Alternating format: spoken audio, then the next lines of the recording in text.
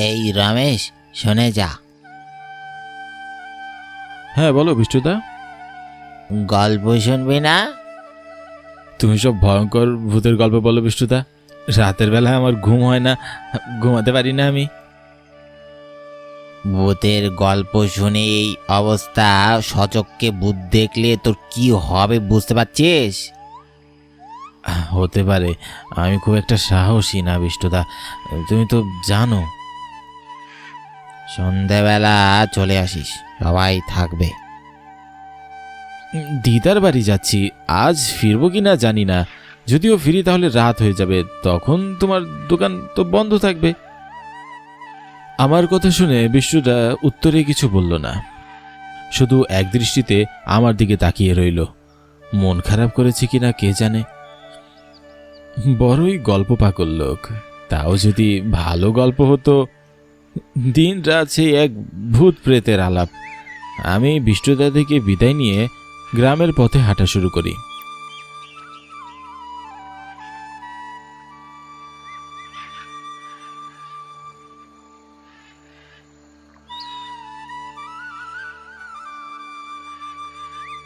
আমার নাম রমেশ ঘোষ, গ্রামে থেকেই পড়াশোনা করি। বিষ্ণুদা আমার 2 বছরের সিনিয়র। এসএসসি পরীক্ষায় রেজাল্ট খারাপ হওয়ার পর লেখাপড়া ছেড়ে ঘটাডাঙ্গার পারে একটা ছোট দোকান দিয়ে বসে। 1-2 বছরের মধ্যে বেশ ভালো পরিচিতিও পায়। বিষ্ণুদার টঙ্গের দোকানে চা না খেলে ভালোই লাগে না। বিষ্ণুদার টঙ্গের দোকানে রোজ নতুন নতুন গল্প শোনা যায়। এই গ্রামের বুড়ো থেকে বাচ্চা সবাই বিষ্ণুদার গল্প শুনতে মুখিয়ে থাকে, কিন্তু আমার খুব একটা ভালো লাগে না, কারণ বিষ্ণুদা সবসময় আজগুবি সব ভূত প্রেতের গল্প শোনায়। যদিও তিনি বলেন এগুলো নাকি সত্যি, কিন্তু আমার তো বিশ্বাস হয় না। এসব বানিয়ে বানিয়ে বলে, হ্যাঁ এমন ভাবে যেন বলে মনে হয় যে সত্যি। তাই তার দোকানে সন্ধ্যার পর আমি খুব একটা যাই না।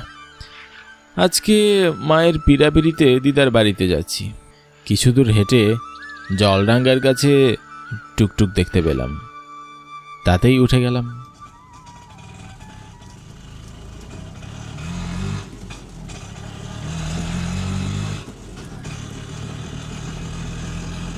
রাতের বেলা কি টুকটুক পাওয়া যাবে দাদা? দিনের মতো অত বেশি না, তবে দেখতে পেতে পারেন। ড্রাইভারের কথায় মনটা শান্ত হলো। দিদার বাড়িতে আমার খুব একটা ভালোও লাগে না। সারাদিন সেখানে থেকে বিকেলে বেরিয়ে পড়ব। আসতে আসতে যদি রাত হয়ে যায় তাহলে গাড়ি পাওয়া যাবে কিনা তা নিয়ে সংশয় ছিল, কিন্তু এখন সেটা ক্লিয়ার হয়ে গেছে, গাড়ি পাওয়া যাবে। অনেকে রাতের বেলা ভাড়া মারে, সে যাই হোক, গাড়ি থেকে জলডাঙ্গার বাজারে নামতে হবে একবার। দিদামণির জন্য কিছু ফল আর মিষ্টি নিতে হবে।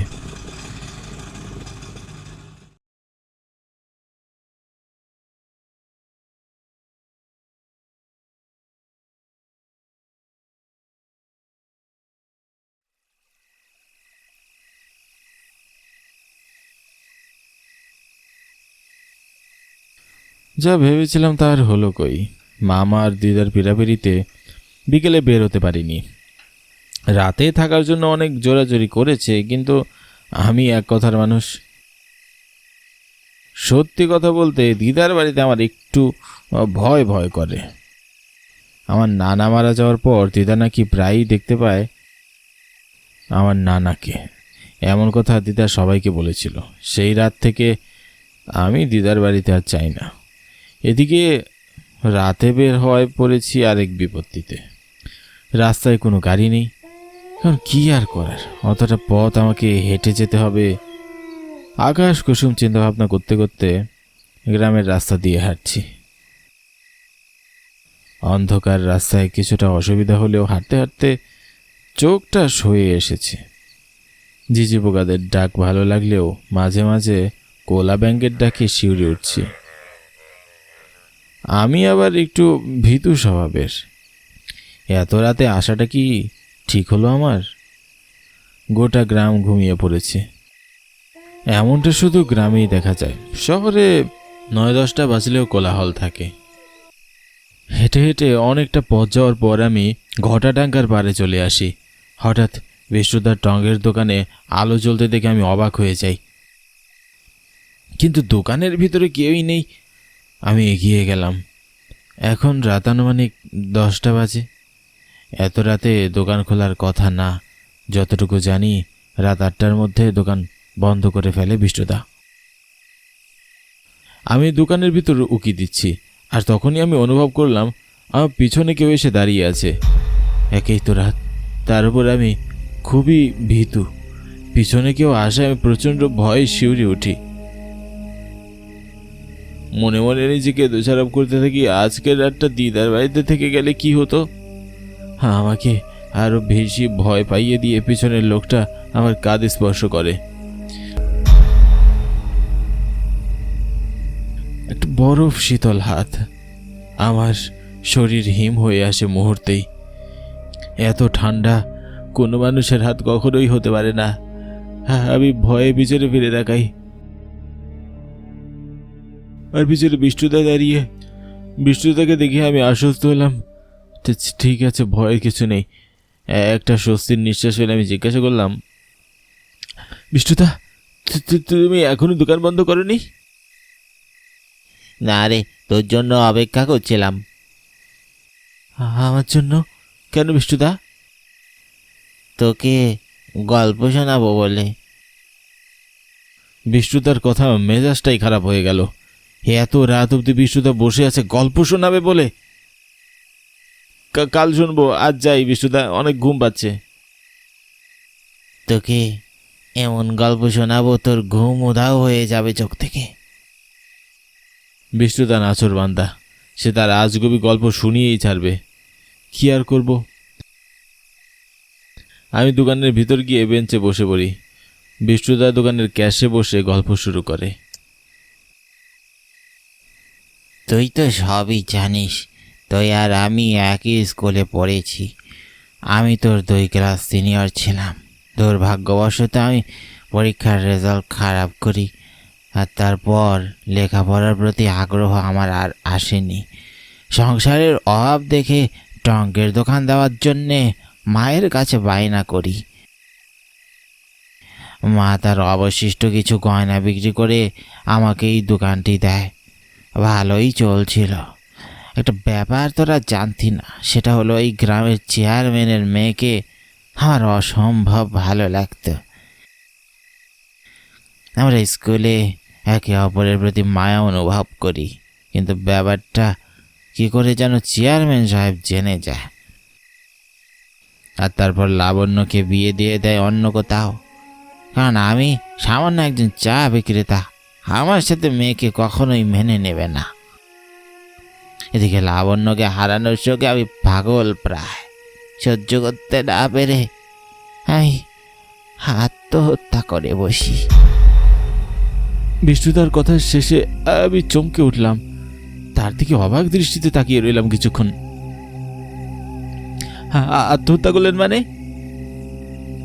স্টেশনে গিয়ে রেল লাইনে দাঁড়িয়ে পড়ি, মুহূর্তে ক্ষতবিক্ষত হয়ে যায় আমার শরীর, আমি মারা যাই। বিষ্ণুদার কথায় আমি স্তব্ধ হয়ে যাই। বাকরুদ্ধ আমি, মুখে কোনো কথা নেই। বিষ্ণুতে কি আমার সাথে মজা করছে? কিন্তু তার চোখ মুখ দেখে তো মজার বলে মনে হচ্ছে না। তোর বিশ্বাস হচ্ছে না, তাই না? আমি যে আর বেঁচে নেই এটা বিশ্বাস করতে কষ্ট হচ্ছে, তাই না? তুমি মারা গেলে আমার সামনে কি করে আছো? আমার কথা শুনে বিষ্ণুদা হো হো করে হেসে ওঠে। মুহূর্তে এসে তার রূপটা পাল্টে ফেলে, ভয়ঙ্কর এক আত্মায় পরিণত হয়। বিষ্ণুদাকে দেখে আমার শরীরের পশম দাঁড়িয়ে যায়। ভয় আতঙ্কে আমার চোখগুলো অস্বাভাবিকভাবে বড় হয়ে যায়।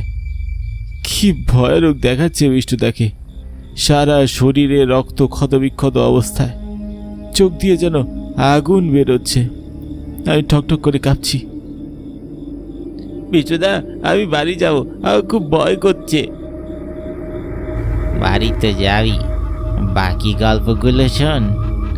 আমার মৃত্যুর পর আমার আত্মা সব কিছু দেখতে পেত, আমি সবার আগে ছুটে যাই লাবণ্যের শ্বশুর বাড়ি, কিন্তু চেয়ে দেখি লাবণ্য সুখেই সংসার করছে। এমনকি সে নিজের মুখে স্বীকার করেছে সে আমাকে সত্যিকারের ভালোবাসেই নি কখনো। লাবণ্যের মুখে কথা শুনে আমার বুকটা কষ্টে ফেটে যায়। যার জন্য এই জীবন আমি নষ্ট করলাম, সে কিনা আমাকে ছাড়াই ভালো আছে। আমি তখন আমার মায়ের কথা চিন্তা করলাম, আমি ছাড়া মায়ের কেউ নেই। আমার কিছু হলে মাও মারা যাবে আমার শোকে। তাই আমি মায়ের কাছে ফিরে আসি। তুমি ভুল করেছো বিষ্টুদা। আত্মহত্যা করা মোটেও কোনো ভালো কথা নয়। তুমি সারা জীবন এভাবে থাকতে পারবে না। তুমি মারা গেছো, এটা তোমার নিজেকেই মেনে নিতে হবে। আরে রমেশ, এবার আমি হিংস্র হয়ে উঠেছি। আমি খালি রক্ত রক্ত ভালো লাগে। লাবণ্যকে আমি মেরে ফেলি, তারপর তার স্বামীকে, আর তারপর চেয়ারম্যান ও তার গোটা পরিবারকে। বিষ্টুদার কথায় আমার মনের ভয়টা আরও বাড়তে শুরু করে। সে এখন মানুষ নয়, তাকে কিছুতেই বিশ্বাস করা যায় না। এত রাতে বিষ্টুদা যদি আমাকে মেরে ফেলে তাহলে কেউ বাজাতেও আসবে না আমাকে।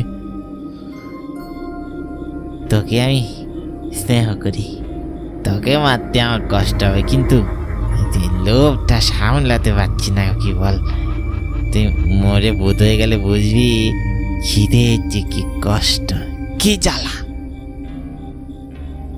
শেষের কথায় আমি বুঝে যাই সে আসলে কি করতে চাচ্ছে। আমার অবচেতন মন আমাকে এখান থেকে পালানোর জন্য তাড়া দিতে থাকে। কিন্তু হ্যাঁ, আমি চাই বিষ্টুদা, আমারও যে বাসায় মা আছে, আমার পথ চেয়ে বসে আছি সে। হ্যাঁ, আমি আমার মাকে ছেড়ে যেতে চাই না। আমার কথায় দেখলাম বিষ্টুদার মায়া হয়েছে কিনা জানি না, কিন্তু আমি আর দাঁড়িয়ে থাকতে পারছি না। এক দৌড়ে দোকান থেকে অনেক দূরে চলে আসি। পিছনে না তাকিয়ে দৌড়াচ্ছি, না জানি বাড়িতে পৌঁছাতে পারবো কিনা।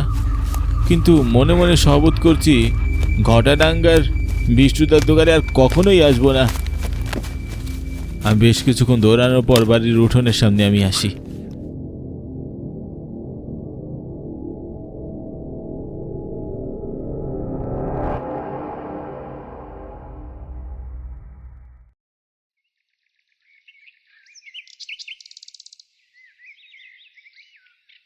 প্রথম ভূত দেখে প্রচন্ড ভয় পেয়েছি। রমেশ, ও রমেশ, কই তুই? বিষ্টুদার কণ্ঠ শুনে আমি কেঁপে উঠি। তাকিয়ে দেখি বিষ্টুদা। আমি আমার বাড়ি চলে এসেছি দেখে তাকে দেখে রাতের ভয়টা আবারও আমার বাড়তে শুরু করে। বিষ্টুদাকে দেখে আমি ঠকঠক করে কাঁদছি, আর সে হাসি মুখে আমার দিকে তাকিয়ে আছে। তোর জ্বর, তাই তোকে দেখতে চলে এসেছি। আমার জ্বর তুমি জানো কি করে? আমি এখন সবই জানি রে রমেশ, কাল তোকে বললাম না এর কারণ। বিষ্টুদার কথায় আমার সর্বশরীর হিম হয়ে আসতে থাকে। রাতে বিষ্টুদা আমাকে মারার চেষ্টা করেছে, এখন সে কিনা আবার এসেছে আমাকে মারতে, মনে হয় এসেছে। না রে, তোকে মারতে আসিনি। আমি চিরদিনের জন্য এই গ্রাম ছেড়ে চলে যাচ্ছি, এই দুনিয়া ছেড়ে চলে যাচ্ছি। এই বলে বিষ্টুদা আমার দিকে একটা খাম এগিয়ে দিয়ে বলে, এই খামে কিছু টাকা আছে, এটা তোকে দিচ্ছি আর মায়ের দেখাশোনা করার জন্যে। আর ঘটাডাঙ্গার টঙ্গের দোকানটা আমি তোকেই দিয়ে গেলাম, আজ থেকে ওই দোকানটা তোর। বিষ্টুদার কথায় আমি বাকরুদ্ধ হয়ে তাকিয়ে রইলাম। সে আমার সামনেই হঠাৎ অদৃশ্য হয়ে গেল। আমি চমকে উঠলাম।